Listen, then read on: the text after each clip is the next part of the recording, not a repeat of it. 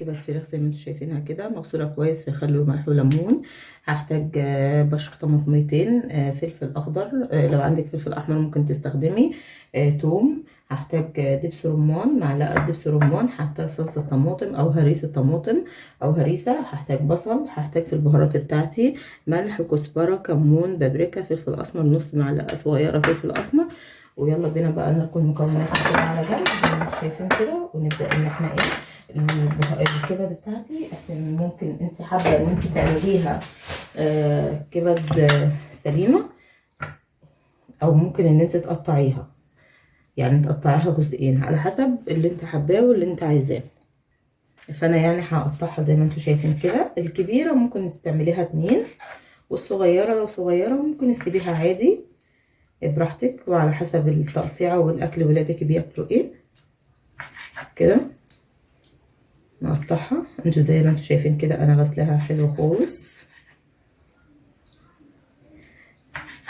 انصحكم بس لو انتوا جايبين كبد الفراخ من عند الفرارجي ممكن ان انتوا تعملوها بدل ما تفرزوها، بس انا بقى كان جبتها متاخر، الوقت كان متاخر بالليل، فمحبتش بقى، كان عندنا اكل وكده، فما حبيتش بقى ان انا اعملها، فقلت هفرزها بقى في الفريزر. ما قعدتش معايا كتير يعني، هي بس ليله كامله اللي قعدته في الفريزر، وبعد كده عملتها تاني يوم على طول.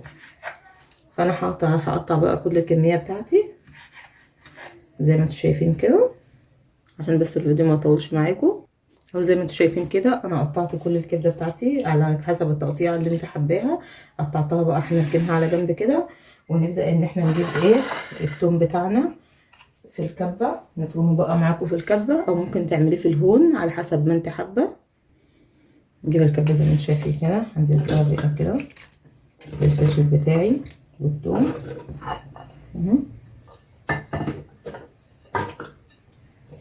كل البهارات بتاعتي. حابه ان انا اعمل بس طشه للكبده بتاعتي، افرمها بس على الكبه بتاعتي، او اي حاجه متوفره عندك، عندك بلندر اي حاجه مش هنختلف. ما عندكيش الهون عادي. هنزل برضو ايه بالطماطم بتاعتي اللي هو بشر طماطميه، بس تكه بسيطه جدا خلاص. او زي ما انتم شايفين كده بشرتها زي ما انتم شايفين. هنروح بقى على البوتاجاز ونحط بقى الطاسه على البوتاجاز او اي صينيه عندك ونشوف. زي ما انتم شايفين كده انا حطيت الطاسه زي ما انتم شايفينها كده على البوتاجاز. حطيت فيها ايه بقى،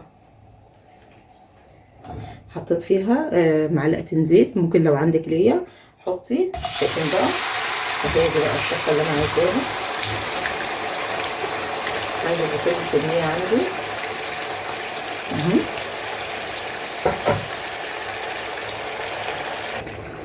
زي ما انتم شايفين كده.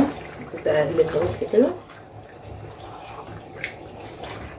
هو احنا زي ما احنا متعودين ان الكبده بتاعتنا، كبده الفراخ اصلا ما بتاخدش 10 دقايق او من 7 ل 10 دقايق على البوتاجاز.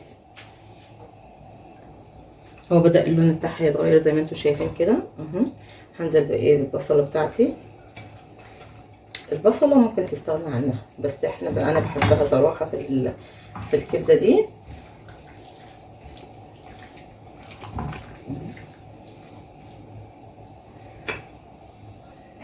في الوقت ده زي ما انتم شايفين كده هنزل بقى ايه بالطشه الرهيبه بتاعتي دي.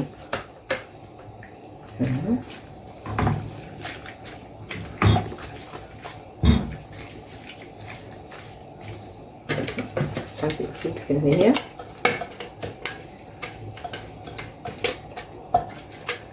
الكزبره مع الكمون مع الحاجات دي. بصوا مخليه الريحه هنا، وانا اصلا محمره مشوحه الكزبره على البوتاجاز وفرماها، يعني لسه مش جايباها مفرومه. هنزل بايه بقى زي ما انتم شايفين كده بمعلقه دبس رمان. جربوها بس في الوصفه دي، هي بس يا دوب زي ما انتم شايفين كده معلقه رهيبه. معلقه دبس الرمان دي بتخلي كبده الفراخ صراحه حكايه.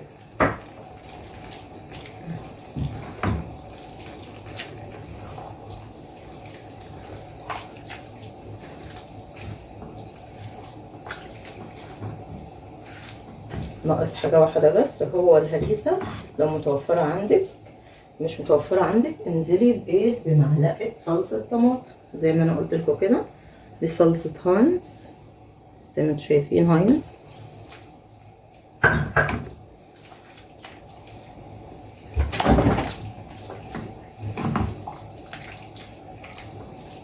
ونسيبها بس قيمة بس 7 دقايق او 10 دقايق على البوتاجاز بس، تشرب المية بتاعتها ونروح بقى رافعينها. بصوا بقى يا حبايبي، زي ما انتم شايفين اهي بدأت تستوي خالص. شايفين بقى، واتشربت كل المية اللي عليها. شايفين بقى الجمال والحلاوة عاملة ازاي. هبدأ بس ايه ازينها بحاجة بسيطة كده، قطع طماطم كده.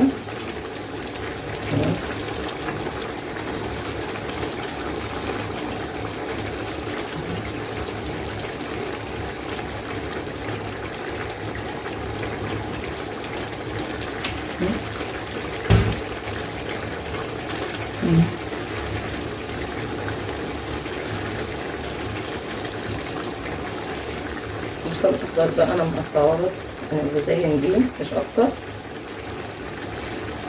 شايفين بقى. اتمنى ان انتوا تجربوها بقى بطريقتي. لو عجبكم الفيديو ما تنسوش تشتركوا في القناه وتفعلوا الجرس.